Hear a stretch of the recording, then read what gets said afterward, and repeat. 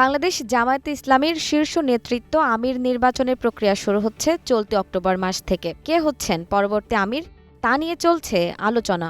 দলের মধ্যে গুঞ্জন, টানা তৃতীয়বার দলটির শীর্ষে পদে অধিষ্ঠিত হতে যাচ্ছেন বর্তমান আমির ডাক্তার শফিকুর রহমান।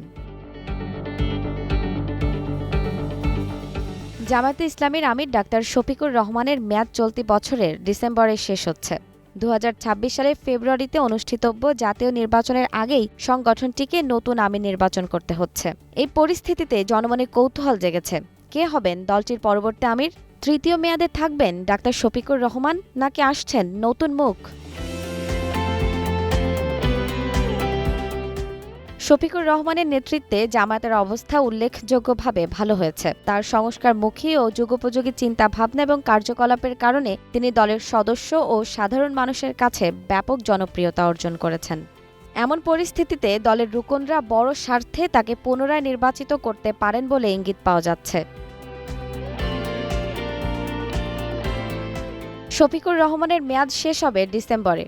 গঠনতন্ত্র অনুযায়ী ও সময়ের মধ্যে নতুন আমির নির্বাচন সম্পন্ন করতে হবে। আমির জামায়াতে ইসলামীর সর্বোচ্চ নীতি নির্ধারণী পদ। তিনি 3 বছরের জন্য নির্বাচিত হন। পরবর্তীতে কেন্দ্রীয় মজলিসে শুরার সদস্যদের পরামর্শক্রমে নায়েবে আমির, সেক্রেটারি জেনারেল, সহকারী সেক্রেটারি জেনারেল সহ নির্বাহী পদগুলোতে দলের নেতাদের দায়িত্ব প্রদান করা হয়।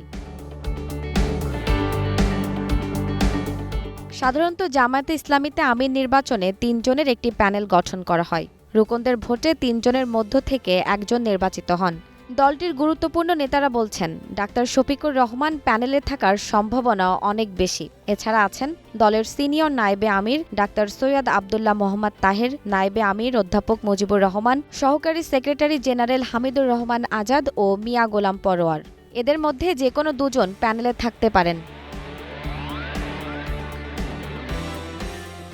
জামায়াতে ইসলামীতে কোনো নির্বাচনে সাধারণত বর্তমান পদাধিকারী থাকলে রুকনরা অন্য কাউকে ভোট দেন না। এটি জামায়াতের নিয়মিত নীতি। জামায়াতের বর্তমান আমির ডাক্তার শফিকুর রহমান আনুষ্ঠানিকভাবে পদত্যাগ না করলে বা শারীরিকভাবে হঠাৎ অসুস্থ না হলে আশা করা যায় তাকেই পরবর্তী আমির হিসেবে দেখা যাবে। দলীয় মহলে বর্তমান আমির ডাক্তার শফিকুর রহমানকে নিয়ে উচ্ছ্বাস দেখা যাচ্ছে। কেন্দ্র থেকে শুরু করে তৃণমূলের প্রতিটি পর্যায়ে তার নেতৃত্বকে ইতিবাচকভাবে নেওয়া হচ্ছে। 5 আগস্টের আগে ও পরে তার নেতৃত্ব নিয়েও দলের মধ্যে সন্তুষ্টি রয়েছে। দলের নেতারা বলছেন, ডাক্তার শফিকুর রহমান দায়িত্ব নেওয়ার পর থেকে সংগঠন অনেক বেশি গতিশীল ও যুগোপযোগী হয়ে উঠেছে। তিনি শারীরিক ও মানসিকভাবে এখনও ফিট আছেন। সংগঠনের স্বার্থে তাকে আরও কিছুদিন প্রয়োজন। দীর্ঘদিন দলের শীর্ষ দায়িত্ব পালন করার কারণে বর্তমান রাজনৈতিক প্রেক্ষাপটে তার ধারাবাহিক নেতৃত্বকে গুরুত্বপূর্ণ হিসেবে দেখছে দল। এর আগে জামায়াতে ইসলামীতে টানা তৃতীয়বার আমিরের পদে দায়িত্ব পালন করেছেন অধ্যাপক গোলাম আজম এবং মাওলানা মতিউর রহমান নিজামী।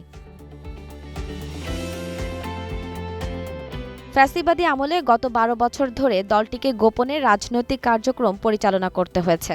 এর আগে প্রতিবারের মতো আমির নির্বাচনও নানা প্রতিকূল পরিস্থিতিতে জেলা পর্যায়ের রুকন সম্মেলনের মাধ্যমে কয়েক ধাপে অনুষ্ঠিত হয়। তবে এবার পরিস্থিতি তুলনামূলক অনুকূল। জামায়াতে ইসলামী ব্রিটিশ উপনিবেশকালে ভারতের লাহোরে মাওলানা মওদুদীর হাত ধরে প্রতিষ্ঠিত হয়। প্রতিষ্ঠার পর থেকে পূর্ব পাকিস্তান ও বর্তমান বাংলাদেশে মোট 6 জন আমির নির্বাচিত হয়েছেন। এদের মধ্যে উল্লেখযোগ্যরা হলেন মাওলানা আব্দুর রহিম, অধ্যাপক গোলাম আজম, আব্বাস আলী খান, মতিউর রহমান নিজামী, মকবুল আহমদ এবং সর্বশেষ ডাক্তার শফিকুর রহমান। 2019 ও 2022 সালে টানা নির্বাচিত হয়ে দায়িত্ব পালন করছেন। জেরিন জামান, গ্রিন টিভি, ঢাকা।